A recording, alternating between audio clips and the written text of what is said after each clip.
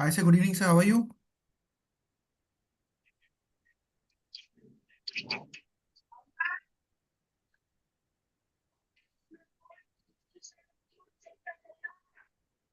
Hi, sir. Good evening, sir. How are you?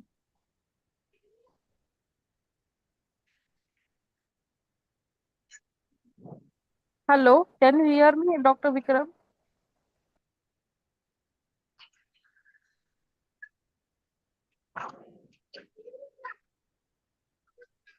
I think he's trying to join again.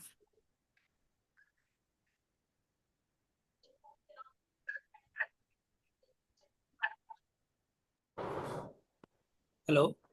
Yeah, sir. Yeah, sorry, I could not hear anything till now.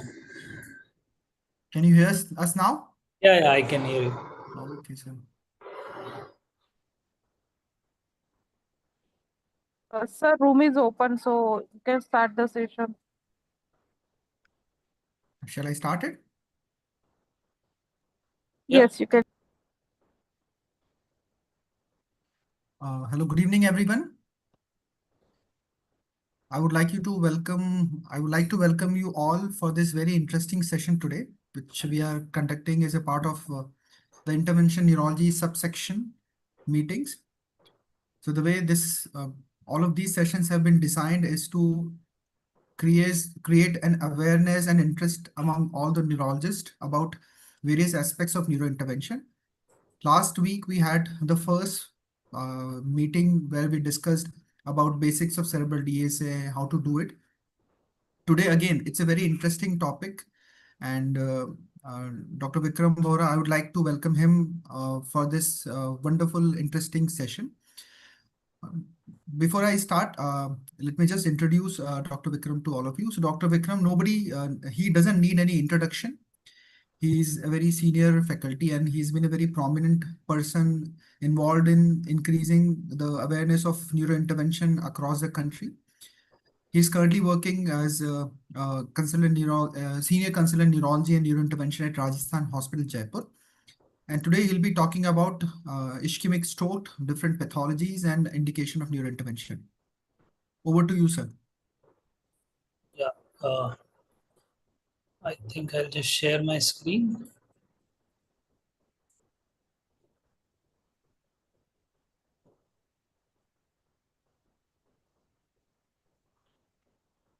Just a second. Sorry for the delay.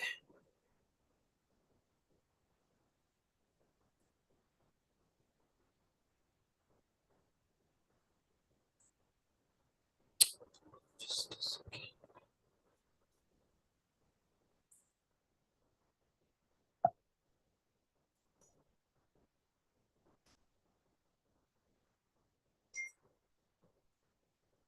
So,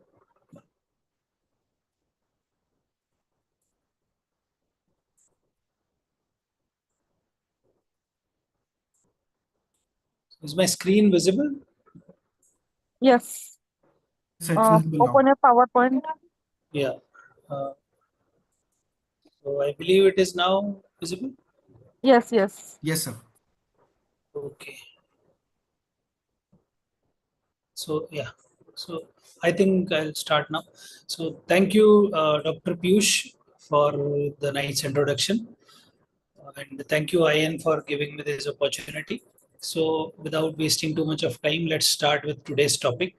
So today's topic is about ischemic stroke, where we'll see various pathologies and indications for intervention in those pathologies. To begin with, in case of endovascular interventions, the basic disease pathology is divided into two types. So large vessels and medium vessels. So the large vessels are also called proximal vessels, and by convention, they are the ones who are larger than 2 millimeter in diameter. They include intracranial ICA, M1 MCA, basilar artery, and the intracranial vertebral arteries. Uh, uh, Three of the arteries, which is M2 MCA, A1 AC, and P1 PCA, may or may not be included in this group depending on their size. And M2 MCA by convention is not included in either of those directly. It all depends on the anatomy of patients where the segment may be included in large vessel, may be included in medium vessel. So these large vessels are responsible for about, large vessel occlusions are responsible for about 40% of ischemic strokes. The second broad group is the medium vessels, and they are also called distal vessels. And they are the ones where the arteries are measuring 0.75 millimeters to 2 millimeters in diameters. They include M3 or M4 MCA, A2, A3, and A4 ACA, P2, P3, P4, P5 PCA, anterior inferior cerebellar artery, posterior inferior cerebellar artery, and the superior cerebellar artery. The strokes affecting all these vessels together account for about 25 to 30% of strokes. So once we know that the disease can be of large or medium vessel arteries for interventional purposes, so what all etiologies can be there which can affect, which can lead to these syndromes? So the most common group is the cardioembolism, which is responsible for about 50% of large vessel occlusions. The major etiologies among this group is atrial fibrillation, valvular heart disease, recent MI, and a patient with heart failure whose EF is less than 30%. The second group is the large artery atherosclerosis, which is responsible for about 25 to 35% of the large vessel occlusions. Here, the disease can be extracranial, affecting carotid or vertebral arteries, or it can be intracranial atherosclerotic disease, or both. The third broad group is stroke of other determined etiologies, which is responsible for about 5 to 50%, 15% of the LVOs. The various etiologies which can lead to this is dissection, vasculitis, vasospasm, hypercoagulable states, and FMDs. So once we know that these are the various etiologies, now we'll move on to the interventional aspects. But before moving to that, I think we need to just revisit our aspect score, which is an integral part about decision making, where we need to decide whether we'll intervene in a patient or not.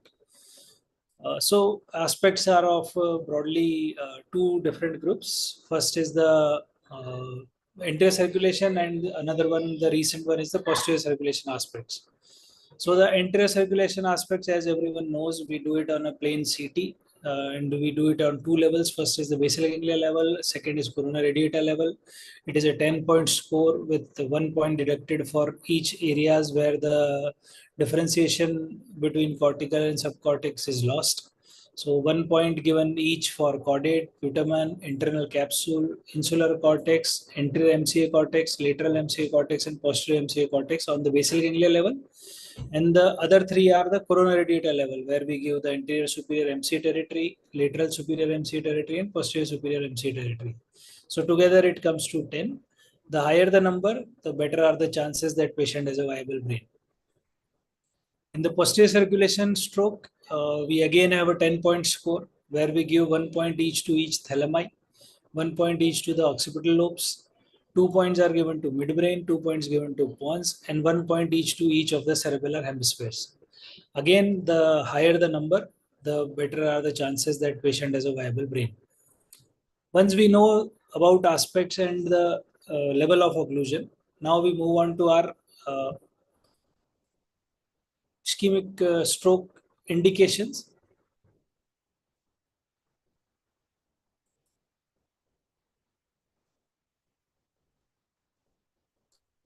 Ischemic stroke indications with LVO within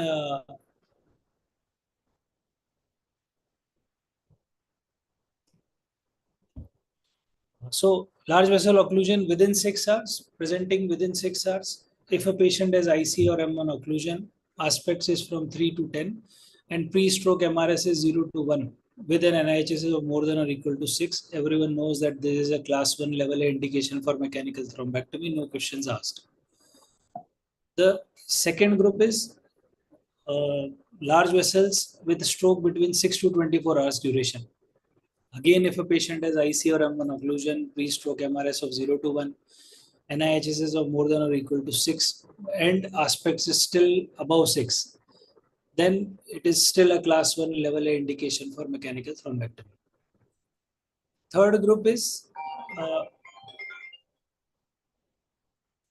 6 to 24-hour patients with same IC or M1 occlusion, pre-stroke MRS of 0 to 1, and NIHS more than 6. But here, the aspect stroke is probably a bit lower. So the patient with aspects between 3 to 6 There are a few conditions where we can still offer a patient thrombectomy.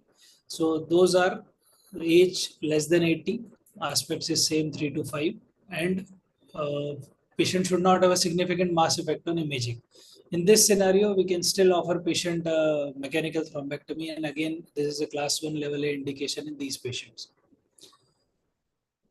As we all know that in the recent past, we have had about 6 trials of large core infarcts where patients have been taken up for thrombectomy based on various perfusion imagings or clinical criteria.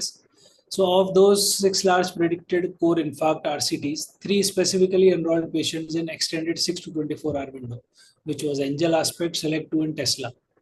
2 of these trials have demonstrated the benefit of EVT for all eligible participants. And even in individuals with a sizable pre-treatment imaging predicted core, aspects 3 to 5, those treated with EVT experienced better functional outcomes than controls. So this has significantly increased our patient size and have made us capable enough to provide this treatment to an even broader patient base.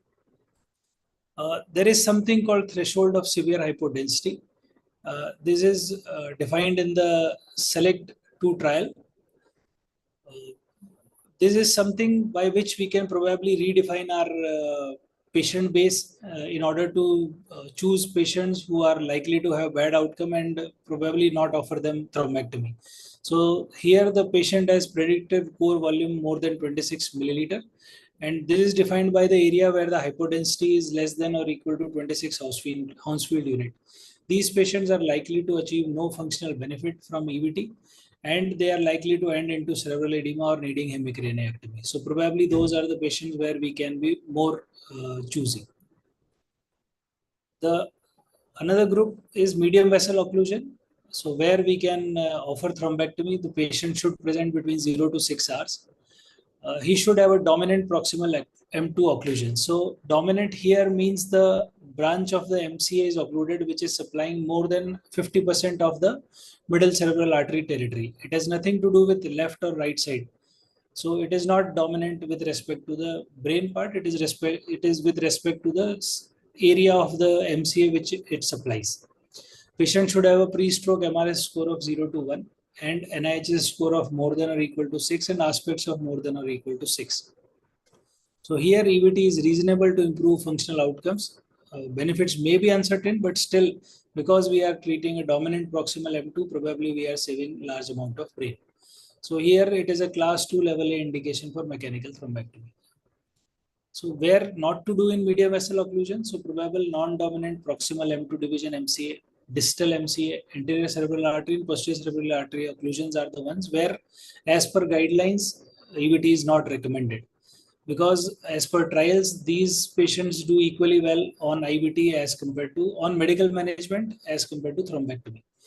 And IV thrombolysis is as usual prerequisite in all eligible patients based on the current criteria, not in the out of window patients.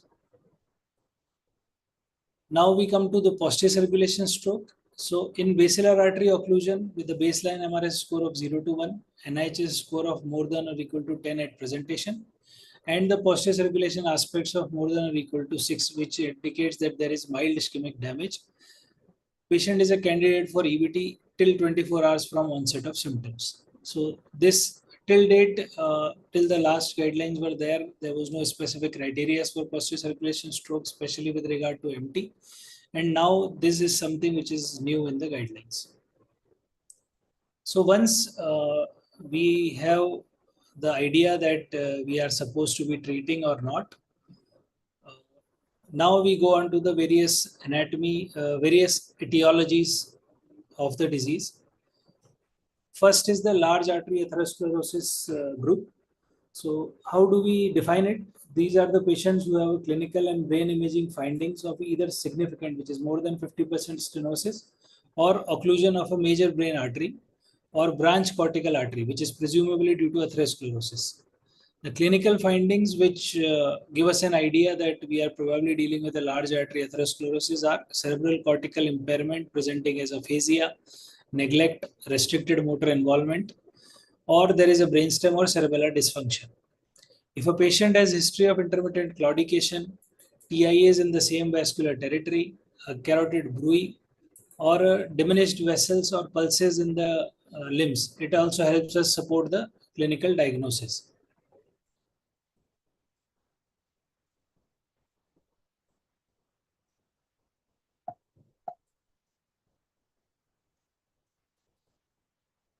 So on imaging, if patient has a cortical or cerebellar lesion and brainstem or subcortical hemispheric infarcts, which are greater than 1.5 centimeter diameter on CT or MRI, they are considered to be potential large artery atherosclerotic origin. There can be a supportive evidence by duplex imaging or arteriography of a stenosis of greater than 50% involvement in the intracranial or extracranial artery. And finally, there should be a diagnostic study to exclude potential source of cardiogenic embolism. So now we know that we are dealing with a large artery atherosclerosis. It can be either extracranial carotid disease or an intracranial atherosclerotic disease or an extracranial posterior circulation disease. In patients with TIA or non-disabling stroke who have an extracranial carotid disease of 70 to 99%, carotid revascularization is recommended. Symptomatic carotid disease between 50 to 69%, the revascularization can be considered after consideration to age, sex, and clinical syndrome. So the studies which were done for carotid end arterectomy, they have demonstrated that if patient has stenosis in the range of 50 to 69%, and patient is a female or he has had a retinal ischemic events, he is unlikely to achieve benefit out of the carotid end arterectomy procedure. Now we have good evidence that carotid stenting and carotid end arterectomy are more or less equally efficacious, but there are certain situations where we can prefer either of those. So where do we prefer carotid end arterectomy? Maybe patients more than 70 years, when the procedure is being done within 1 week of the inciting event, or if patient has a floating thrombus on the stenosis. Conditions where carotid artery stenting is preferred: the patient has a significant tending lesion that may require endovascular therapy. Patient has a radiation-induced stenosis. Patient has restenosis after carotid end arterectomy. The stenosis, which is secondary to arterial dissection, fibromuscular dysplasia, or arthritis. Patient has developed a pseudoaneurysm. He refuses to undergo carotid end arterectomy. There is a high bifurcation of the carotids, and patient has an occluded opposite carotid artery. These are the situations where carotid artery stenting is the preferred choice of treatment. Regarding time, if patient has had a non-disabling stroke or TIA, the procedure should ideally be done within 2 weeks of the index event. So here is a case of a 52-year-old male who had a right faciobrachial weakness. As we can see in the imaging that he has had a left watershed infarct. So we did a DSA after interval period of a week. There was a significant carotid stenosis, which was treated with a self-expanding carotid stent along with the use of a distal protection device. So this is how we manage the extracranial carotid atherosclerotic disease. Now we move to the vertebral artery disease. As per the recent ASA/AHA guidelines, severe vertebral artery stenosis with failed medical management, VS stenting is still not proven beneficial. This is what is mentioned in the guidelines. But the VIST trial has showed a non-significant reduction in stroke risk among patients with severe extracranial atherosclerotic disease of vertebral artery.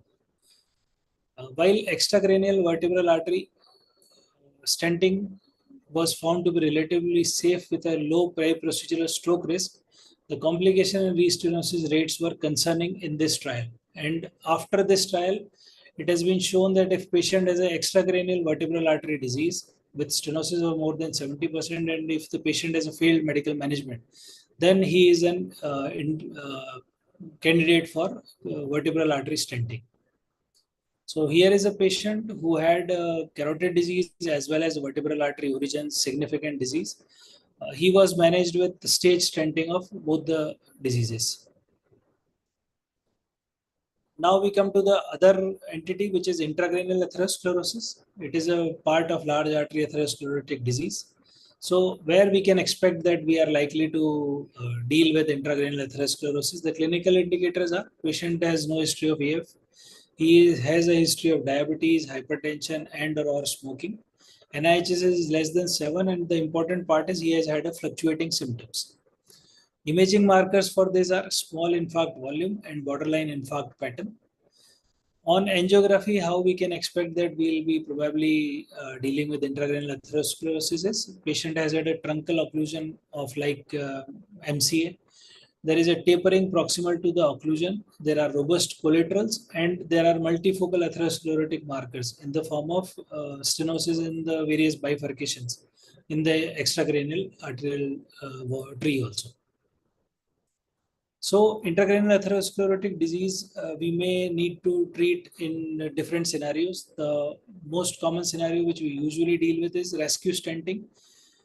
This is when a patient with large vessel occlusion presenting with acute stroke, we are doing patients mechanical thrombectomy, and we notice that the artery is repeatedly occluding. So rescue stenting is done in order to keep persistent flow across the occlusion in failed MT. And this is usually done with balloon mounted stents. Here is a case of a 35-year-old male. He presented with sudden onset right-sided weakness, thrombolized with tenecteplase. He improved within a few minutes. But over next 4 hours, he had 3 episodes of worsening and spontaneous improvement. At around 6 hours of onset, he developed dense hemiplegia, and this time it did not improve. As it was not improving, patient was advised to undergo angiography and thrombectomy. This was the pre-procedure MRI where we can see a small left subcortical infarct. The CT angio showed missing middle cerebral artery on the left side M1 segment with the good flow in rest of the MCA territory. This was the angiogram, which we can see that MCA was occluded at its origin on the left. Almost 2 or 3 passes were done, and as we can see in this angiogram, that there was a focal narrowing in the proximal M1 artery, which kept on re-occluding. So here we had to take up patient for rescue intracranial stenting. A balloon mounted stent was deployed, and as we can see, the revascularization was achieved well with preservation of the perforators. So where apart from this acute indication, where we can think of taking up a patient for intracranial stenting or intervention is ICAD patient who has more than 70% stenosis. As per present guidelines, the patient should have failed best medical management. Why do we need that? Because Sampras trial showed us that recurrent stroke risk was about 5.8% at 30 days and 12% at 1 year follow-up in patients who underwent stenting. Sampras and Visit, both the trials showed high 30 days stroke risk in intervention group as compared to the best medical management. So these were the trials which probably gave us a small break in offering intervention to these patients. But then the further study of the Sampras trial led us to the problems with the Sampras trial. What were the problems? There was no proper patient selection. There was no defined timing of intervention. There was no methodology defined, and there was no operator selection done. So if we do appropriate patient selection and we time the procedure, we can probably overcome these shortcomings, which have been shown in Cassis and Weave trial. They have shown that the periprocedural stroke risk is around 2% and 2.7% in properly chosen patient and properly chosen operator and the proper methodology. These trials have shown that the rate of stroke at 1 year follow-up is around 8.5%, which is comparable to the best medical management and sometimes even better. So, as we know that we have been talking about patient selection, so how do we identify those patients who are likely to have a good outcome? So those are the patients who have stenosis in the range of 70 to 99%. They have had at least 2 strokes in the same territory and 1 should have been on best medical management. The baseline MRS of the patient is less than or equal to 3 and with more than a week has passed after the event. So these are the patients who probably will have a better outcome. Not just these, we can also identify patients based on the probable mechanism of their stroke, even if they have an underlying ICAD. So the imaging may show us border zone infarcts, it may show us multiple cortical infarcts, and there can be deep infarcts, all in the patient with an ICAD. If a patient has border zone infarct, the likely mechanism is impaired perfusion. If a patient has multiple cortical infarcts, the likely mechanism is artery to artery embolization from the stenosis. And if a patient has a deep infarct, it is likely that the perforators are involved in the atherosclerotic area. If patient has border zone infarct and multiple cortical infarcts, he is likely to have a good outcome if he undergoes stenting. Not just this, we can even identify patients based on the lesion characteristics. So the vessel should be ideally more than 2 millimeters in size and lesion length should be less than 14 millimeters. Along with that, there are other factors such as perforators arising from the segment, tortuosity of the segment, and whether the segment involves bifurcation. So based on these, we probably can choose patients who are likely to get more harm than benefit or more benefit than harm. Some technical considerations are also there. Once we have chosen patient, we need to do gradual and submaximal angioplasty. We should not target to achieve a absolutely good outcome. It should be enough. And we can use balloon mounted stents as a single step procedure. This prevents too many movements across the stenotic lesion and thus helps us reduce the complications. So here is one patient who presented to us after about 2 months of the last event of stroke. We can see there is a almost 80% stenosis of the mid MC. A balloon mounted stent was placed and good recanalization was achieved. This patient was done almost 8 years back and till date he has been doing fine. Once we are out of the atherosclerotic disease, now we come to the cardioembolism. How do we demonstrate that patient has cardioembolism? That we should find a cardiac source of emboli. Other supportive criteria are patient can have one or more prior stroke or TIA in other vascular territories, or if he has had a systemic embolism, that is also supportive. Evidence of large artery atherosclerosis is to be excluded. And once it is confirmed, and if patient has a lifelong contraindication for anticoagulation, we can offer patient a percutaneous left atrial appendage closure with the Watchman device. Now we come to the other etiologies. The first among them is dissection. It is responsible for about 2% of all ischemic strokes. But if we consider the stroke group to be less than 50 years of age group, then about 25% of all those patients will have dissection as their etiology. How do we have clinical suspicion of this? The patient is likely to report pain preceding the event. In case of ICA dissection, the pain may involve the face, the frontal region, or the temporal region. Whereas in case of vertebral artery dissection, the pain may be in the cervical region or the occipital region. 25% of the patients can have Horner syndrome. 12% of the patients of internal carotid artery dissection can present with cranial nerve palsies. And 8% of the patients with either ICA or VA dissection can report pulsatile tinnitus. On CT angiography, we can have an eccentric or crescent-shaped vessel wall thickening. And in case of vertebral artery involvement, there can be a Rind's eye. MRI is a very good modality to demonstrate intramural hematoma, but the imaging is supposed to be on axial fat suppressed even weighted sequences. On other hallmarks of dissection can be intimal flap, intramural hematoma, a double lumen, or a dissecting aneurysm present. These can be demonstrated on CT angio, MR angio, and sometime on DSA also. Not all dissection patients are likely to need intervention. So how do we choose? The patients who are presenting with the complete occlusion, once we have recanalized and we know that it is not occluding repeatedly, we can probably continue patient on medical management. And those patients who have not had a large vessel occlusion per se, but the NIHS is high, and the angio demonstrates that there is a dissection, we can probably continue medical management in case of a good distal flow. So here is a patient who presented to us with a stroke. DSA showed there was a dissection of distal cervical artery. We continued the patient on medical management with dual antiplatelets, and within 3 months we can see that the entire artery is beautifully reconstructed. Obviously, we have to keep a close watch on the patient. If patient at any point of time develops recurrence of stroke or reocclusion, then we may need to intervene. Here is another case where there was a V2 segment vertebral artery dissection and patient developed artery to artery embolism leading to the basilar occlusion. We had to recanalize basilar artery, and on our way back, we needed to stent the vertebral artery. So vertebral artery stenting was performed of the dissection. Another scenario in case of dissection, a large pseudoaneurysm in the cervical artery, as we can see that the patient's artery is quite tortuous, which is likely to lead to dissection.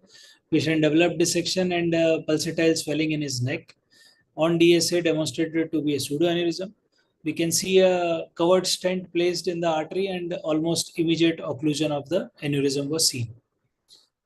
So this is how dissection can be treated. The other etiology is fibromuscular dysplasia. It is a non-atherosclerotic, non-inflammatory vasculopathy involving extracranial carotid, vertebral or renal arteries. The classical imaging finding is string of bead appearance. Frequency of neurological events demonstrated in US fibromuscular dysplasia registry are 13.4% of the patients are likely to have TIA. 5% of the patient will suffer amaurosis fugax. 12% can develop cervical artery dissection and 9.8% can have stroke. Fibromuscular dysplasia can even lead to web formation.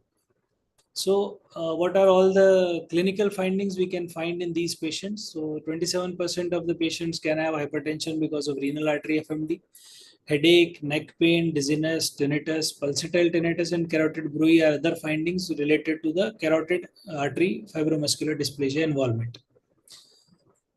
So in this image, we can see the first image shows the renal artery string of bead appearance. The second image shows the carotids. And the third image also shows the carotid string of bead appearance. Not all fibromuscular dysplasias are likely to need intervention. We can manage them on medical management. Only in case there is a complete occlusion or a severe stenosis or a dissection which is reoccluding, we may need to stent the vessel. Finally, the last is the carotid web. These are fibrous shelf-like intimal flaps projecting from the posterior wall of the internal carotid artery bulb into the arterial lumen. These are focal intimal hyperplasias and can be congenital or acquired. They have a high recurrent stroke risk, which ranges from 4.4% at 1 month to 10.8% at 1 year and 19.8% at 1 year. So, but these doesn't mean that all carotid web patients are likely to need intervention. Some high-risk criteria are length of more than 3 millimeters.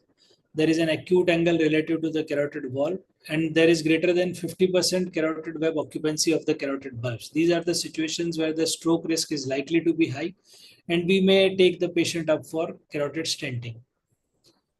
So, apart from these, the other etiologies such as vasculitis and vasospasm and hypercoagulable states, we need to identify the underlying etiology in case of hypercoagulable state. Probably patient is not likely to need any endovascular intervention other than recanalization of an occluded vessel. In case of vasculitis, once we have recanalized the vessel, but there is still higher stenosis, if we can allow patient to have a good control of the underlying vasculitic disease, we can probably wait for going for an intervention. Because if we put a stent in case of a vasculitis patient with uncontrolled disease, there is high likelihood of stent occlusion. And in case of vasospasm, we can do intraarterial vasodilation with the help of milrinone, with the help of nimodipine and various other diseases. And it will resolve eventually with the resolution of the subarachnoid hemorrhage. So with this, this is the image of carotid web, which can be very well demonstrated on CT angio, on duplex ultrasound, even on our DSAs. And if we can demonstrate there is a significant stasis just above the carotid web, probably patient can be taken up for endovascular intervention. Thank you. So with this, we come to the end of our presentation. I'll be happy to answer if there are any questions.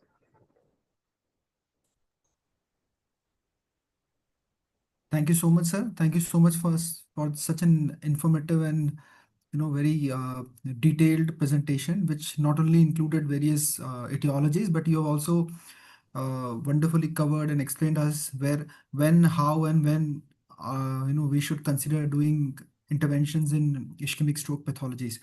Now the floor is open for questions. You may please ask any questions if you have.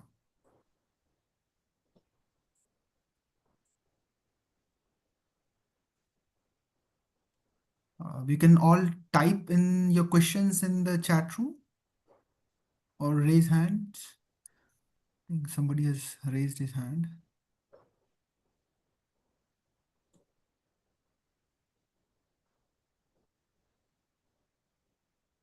Dr. Safal, I think. You can ask him to unmute Chat himself. room. Yeah.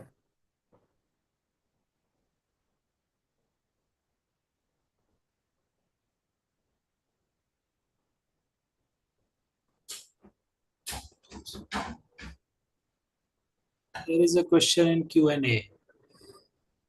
So there is a question how to identify carotid stump syndrome and manage. So carotid stump syndrome is likely to be encountered in case of a chronically occluded carotid. If patient is suffering from recurrent strokes in the same territory, we can probably take up the patient for perfusion imaging. And if there is a clear demonstration that patient is having hypoperfusion in the territory, then we can probably take up for CTO recanalization.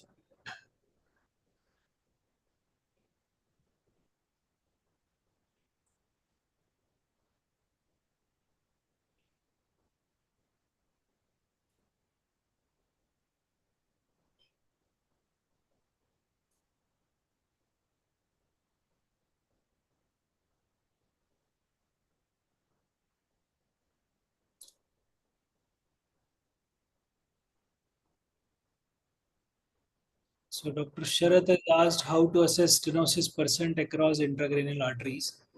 So I believe we have to measure as per the Nesset system only in the brain also. We have to take normal vessel and the percentage and divide from the residual lesion based and upon the normal vessel.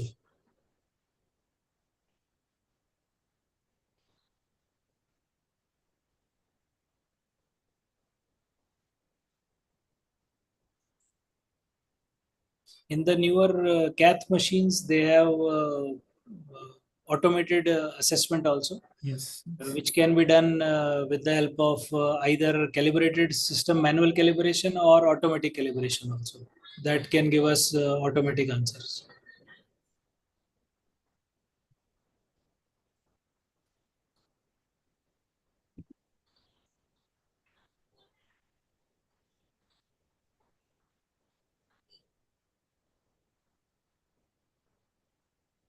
No more questions, I guess.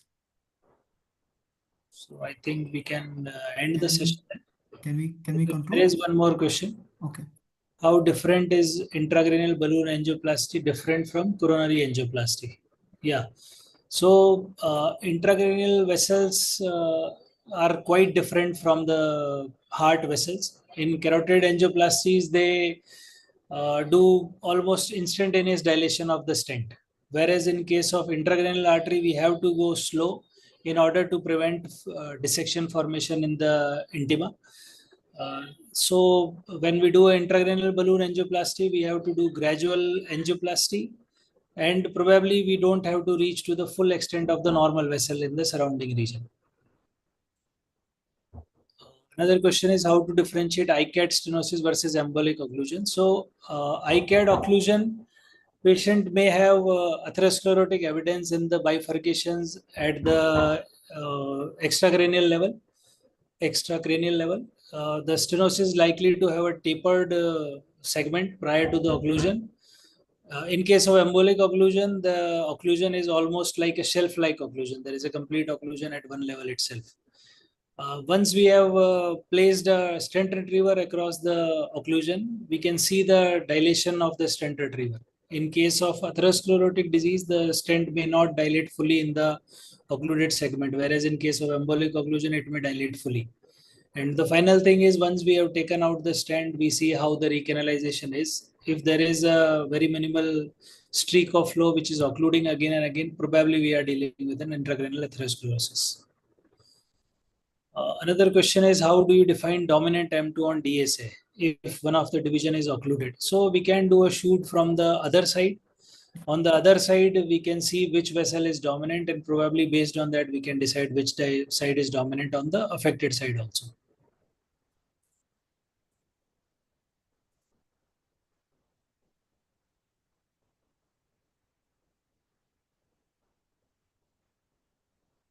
If there are no other questions, shall we close the session?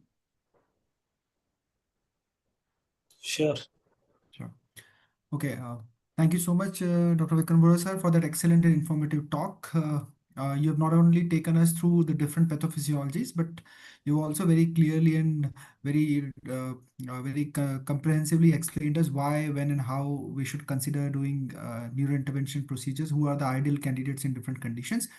So, on behalf of the on the intervention neurology subsection, I sincerely thank you for your valuable time and your efforts. I also thank everyone who has participated. I would also like to thank our IN president and secretary and all the There is team. one more question. Oh, sorry. So I think we'll answer that. Do you ever use self-expanding stents intracranially? Yes, absolutely. I think all interventionists who have been doing intervention are using in selected cases. The cases where there is significant tortuosity of the affected segment, cases where there is a lot of perforators in the involved area, and when there is a bifurcation area, probably we use self-expanding stents more likely.